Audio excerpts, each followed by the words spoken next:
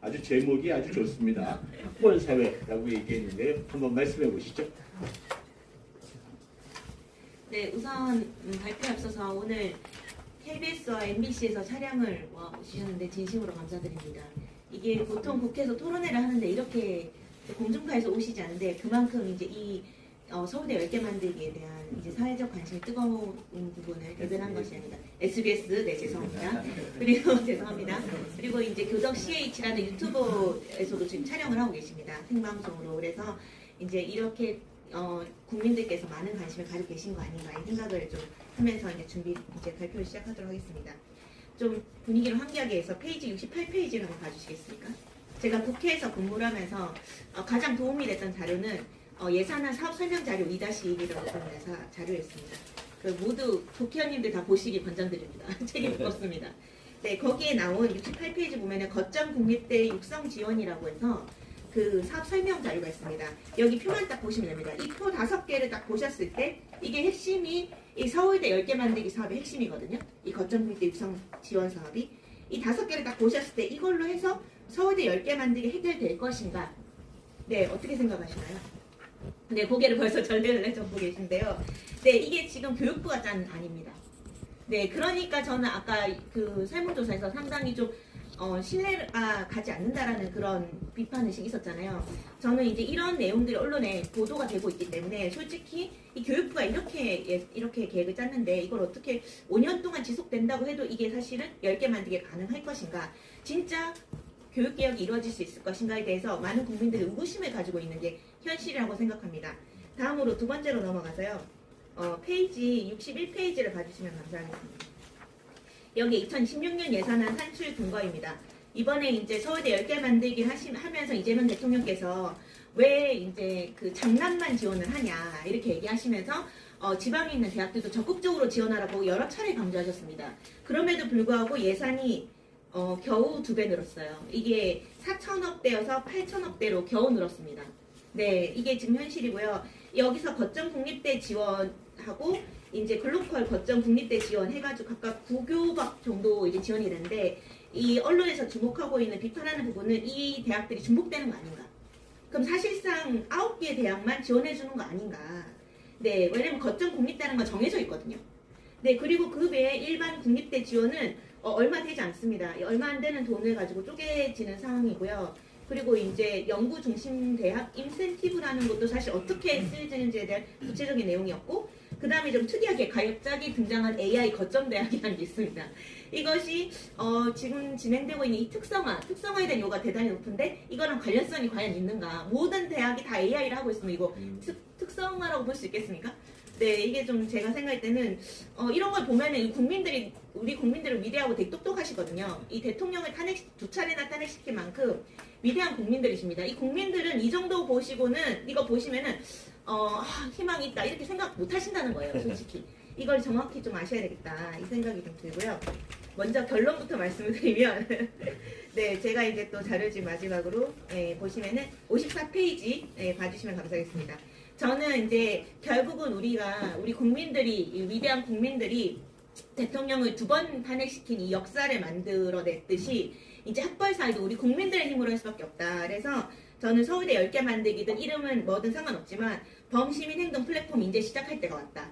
그래서 대전한 포럼과 여기 계시는 이제 오랫동안 활동하셨던 사기욕 없는 걱정 없는 세상 그리고 교육의 봄 이런 수많은 단체들이 다 같이 모여서 네트워크를 꾸려서 우리의 힘으로 해보자. 우리 정부는 5년 동안 열심히 노력하겠지만 한계가 있습니다. 장기적으로 가야 된다는 게 이제 설문조사 결과였는데요. 장기적으로 가려면 결국은 국민들의 힘으로, 국민의 힘이 아닙니다. 국민들의 힘으로 네, 나가야 되는 게 아닌가 생각이 됩니다. 그래서 지금 오늘 이 토론회를 계기로 해서 저는 네트워킹 플랫폼 같은 거를 운영을 하고 추진을 했으면 좋겠고 사실은 저는 이제 이 개인적으로 김성훈 교수님이 거기서 좀 총대 매셨으면 좋겠다는 개인적인 왜냐면 이 700명의 이 설문조사를 혼자 다 받아내셨어요. 물론 여기 도와주셨죠. 보통 일이 아닙니다. 이게 지금 이런 역량을 가지고 계신 분을 우리가 안 썩게 두고선 안 된다. 이 역량을 해서 역량 귀하게 쓰고 우리 김성우 교수님께서 큰 역할을 해주시면 좋겠다 이런 생각이 좀 들었습니다. 그럼 이제 발표를 빠르게 진행하도록 하겠습니다. 10분 안에 끝내겠습니다. 저는 이재명 정부 5년 안에 무조건 해결해야 된다. 이거는 네, 아니면은 저는 지금 저희가 5살짜리 애를 키우고 있는데 우리한테 더 이상 한국에 살라고 얘기 도저히 못하겠습니다. 네, 그래서 넘어가겠습니다. 네. 네, 제가 넘기면 되죠? 네. 저는 저출생은 정이라고 생각합니다. 제 나이 때 2030, 40대 초반 사람들이 애를 낳지 않는 건 정이에요. 시위를 나갈 수가 없으니까 정을 하는 겁니다. 그래서 애를 안 낳는 거라고 생각하거든요. 그러면은 애를 안 낳는 이유 중에 첫 번째가 경제적 불안정이 있고요. 이건 사실 비정규직이 너무나 확산됐고 집값이 너무 올랐기 때문에 저는 너무 애를 낳을 수 없다. 이런 게 이제 저는 그게 이제 좀 마음이 느껴지고 두 번째가 사실 교육비입니다. 양육, 보육이라는 거는 사실 돈은 어떻게 보면 적게 드는데 핵심은 교육비예요.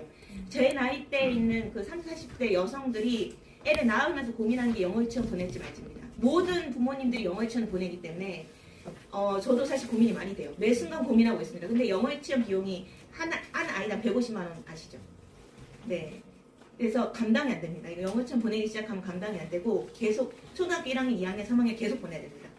그래서 애를 못 낳는 겁니다. 한 명 낳고 포기하는 겁니다. 예, 이게 이제 지금 현실이라고 볼 수 있겠고요. 다음으로는 그래서 이제 사교육비가 지금 26조 시대라고 하거든요. 근데 사실은 부모의 지갑 크기에 따라서 저는 아이의 인생이 결정되는 구조로 갔어요. 근데 나름대로 저항을 했습니다. 저희가 이제 대학 제 나이 때 이제 대학생들이 같이 이제 싸웠던 게 반값 등록금 너무 비싸니까 이걸로 이제 운동도 했고 그리고 대학 거부 운동도 진짜 많이 했습니다. 그런데 결국은 바뀌지 못했어요. 예, 그래서 너무 슬픈 현실인 것 같고요. 그래서 저는 이제는 그 김종영 교수님께서 얘기했던 것처럼 이 서울대 10개 만들기 책에서 코페르니쿠스적 전환이라고 표현하셨어요. 그러니까 모두가 이제 지구가 지구 중심으로 태양이 돈다, 뭐 행성이 돈다 이렇게 생각했던 이런 마인드에서 벗어나서 혼자서 얘기하신 거잖아요. 지구가 태양을 돈다라고 그런 마인드로 접근해야 된다. 이제는 우리는 그냥 안일하게 생각할 때가 아니고 코페르니쿠스적인 마인드로 접근할 때가 왔다. 이거를 얘기를 하셨어요. 근데 벌써 그것도 10년 전이어가지고 저희가 좀 아직 부족한 빨리 해야 된다라는 생각이 좀 듭니다. 그래서 이제 서울대 10개 만들기 책을 제가 이제 한 3-4번 정도 읽으면서 이제 분석을 좀 했습니다. 근데 너무 책 내용은 너무 좋아요. 너무 좋고 꼭 읽어봤으면 좋겠다는 생각이 드는데 지금 진행되고 있는 이 교육부의 방향이 저는 이 내용의 한 10%도 실행되고 있지 않다라고 생각합니다. 코페르니쿠스적인 사고의 전환 전혀 없습니다. 전면적인 개혁이 필요하다라고 좀 생각이 되고요. 그래서 이제 아까 보셨듯이 예산안도 보시고 거점 국립대 육성 방안 보셨겠지만 솔직히 이거 보면서 서울대 10개 만들기 되겠다라고 생각하시는 분 없으셨을 거라고 생각합니다. 그래서 저는 지금 완전한 새로운 패러다임이 이제 필요할 때가 왔다라고 생각이 듭니다. 그리고 두 번째는 서열 구조를 바꿀 수 있을까? 솔직히 이제 지금 부산에서 공부 잘하는 애는 의대를 가고 아니면 서울대를 갑니다. 네. 그래서 이런 서열 구조, 대학의 서열화 구조 이것 때문에 모든 아이들이 이제 사교육에 늪에 빠져 있는데 이거 바꿀 수 있을까? 이거를 저는 던져봐야 된다라고 생각을 했습니다. 그래서 이제 구체적으로 어떤 내용들이 들어가는지를 설명해 드리겠습니다. 그래서 처음에는 이제 사실 국립대 통합 네트워크에서 시작이 됐습니다. 그래서 통합 네트워크는 다 아시겠지만 이게 많은 성과를 냈는데 사실 어떻게 보면 많은 성과를 낸 것도 없다고도 볼 수 있고 정말 좋은 내용들이 많았어요. 근데 이것들이 추진이 안 됐습니다. 왜 추진이 안 됐겠습니까? 결국은 저는 서울대 출신이 아니고 여기 서울대 출신이 계실지 모르겠지만은 서울대 출신이 다 반대했습니다. 서울대 총장부터 반대를 했어요. 그래서 이게 진척을 못했습니다. 그래서 일단은 서울대 학벌 카르텔의 저항이 시작되다 보니까 이 교육 관료들하고 보수 언론들이 같이 결합이 돼가지고 이 교육의 수월성 얘기를 하면서 결국은 서울대 폐지 프레임으로 몰아가면서 결국 이루어내지 못했습니다. 네, 그게 너무 안타까운 현실이었던 것 같고요. 네, 계속하겠습니다. 네, 그래서 이제 김정영 교수께서 서울대 10개 만들기를 제안했는데 핵심적인 거에 이제 백그라운드는 독일과 미국의 교육 체제를 한번 모델을 참고를 해보자. 독일은 이제 주정부 중심의 공립대학이 잘 돼 있고 대학 간 서열이 사회적 차별로 이어지지 않고 있고 미국 캘리포니아 같은 경우는 UC 시스템에 10개 캠퍼스가 단일 교육 연구 대학 체계로 운영되고 있지 않냐 특성화 잘 되고 있다라고 주장을 하신 거예요. 뭐 여기서도 한계가 있겠죠. 우리 나름대로의 색깔을 입혀서 저는 서울대 10개 만들기를 해야 된다라고 제안을 하신 거라고 봅니다. 그래서 5개입니다. 이 5개 중에 저는 이 교육부가 하나도 하고 있나?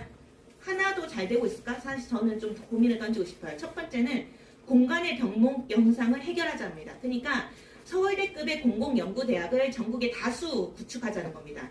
그래서 대폭 확대한다는 거예요. 병목 형상을 해결하자. 그러니까 고속도로 보면 병목 형상 때문에 항상 8시부터 9시까지 막히잖아요. 그러니까 꼭 그런 병목 형상 우리가 만들 필요가 있냐, 공간적으로. 두 번째는 시간의 병목 현상 해결인데요. 이거는 정말 적극적으로 고민해야 될 것 같은데, 저는 편입 제도를 대폭 확대할 때가 왔다. 그러니까 제가 고3 때 공부를 안 했어요. 그러면은 재수를 한단 말이에요. 근데 다른 나라는 재수를 할 게 아니고 그냥 대학을 가요. 그래서 편입 준비를 한단 말이에요. 그게 이제 독일이나 미국이나 이런 데 잘 되고 있다라고 서울대 10개 만들기 책에 나와 있거든요. 저는 솔직히 편입제도 대폭 확대하는 것도 한번 고려해 볼 필요가 있다. 이거 좀 검토가 필요하다라고 생각이 되고요. 세 번째는 연구 중심 대학을 적극적으로 공급을 해야 된다라고 생각이 됩니다. 그래서 세계적 연구 경쟁력을 어떻게 확보하실 것인가, 상향 평준화를 어떻게 이룰 것인가를 집중적으로 논의를 할 때가 왔다. 그리고 여기 보면은 뭐 해외랑 교류한다고 해서 무조건 상향 평준화가 되는 게 아니에요. 뭐 해외 나갔다 온다 해서 무조건 저는 그렇게 뭐 연구 실적이 높아진다고 생각하진 않고요. 뭐 허준희 교수님 뭐 사례도 있고 하니까 다 아실 거라고 생각하고, 저는 어떻게 하면 세계적 연구 경쟁력 확보할 것인가를 고민을 많이 했으면 좋겠고, 창업을 권장하는 대학 문화가 만들어져야 된다고 생각합니다. 그러니까 사실 지금 상황에서는 일자리를 더 이상 대기업이 만드는 구조로 갈 수는 없다고 생각해요. 공공기관이 일자리를 많이 만들어야 되는 것도 필요하지만, 저는 창업을 더 활성화시키고 창업에 대해서 투자를 많이 해야 된다고 생각하고, 마지막으로 지역과 함께 성장하는 대학이라는 것을 반드시 염두를 두셔야 된다. 그래서 지금 참고로 제가 경기도 광명시에 살고 있는데, 광명시에는 예산이 1조 5천억 원입니다. 인구가 30만이 안 되거든요. 근데 예산이 1조 5천억 원이 들어가는데 춘세계 잉여금이 1,000억 원이 남아요. 10%가 그냥 남습니다.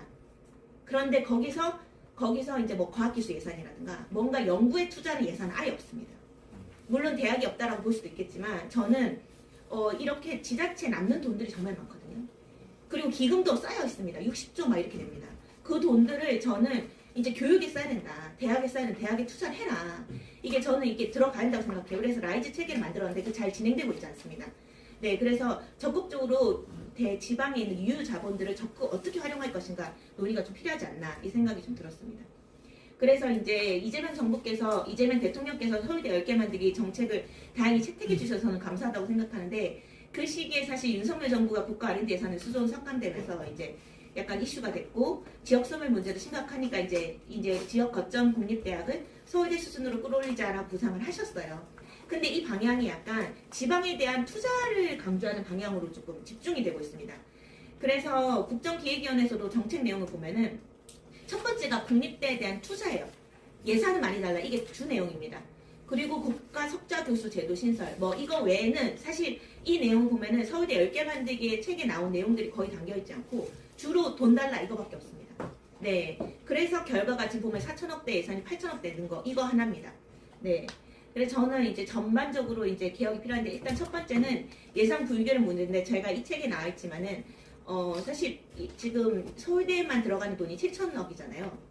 근데 이제 제가 법인화라고 해서 서울대에 7천억을 쓰고 있다. 법인화된 대학이니까 이렇게 주장을 하고 있어서 법인화된 인천대를 좀 비교해봤습니다. 인천대는 1,300억을 주고 있어요. 그러니까 서울대의 6분의 1 정도밖에 안 됩니다. 그러니까 인천대는 살지가 못하는 거예요. 누가 인천대를 가겠습니까? 당연히 서울대를 가지. 공부 잘하는 인천 학생들이. 그게 지금 현실인 것 같고요. 두 번째는 그게 이제 두 번째 내용이고요. 예산 불균형은 여러분들 다 아실 거라 넘어가겠습니다. 연구 경쟁력 인센티브 예산도 대단히 부족합니다.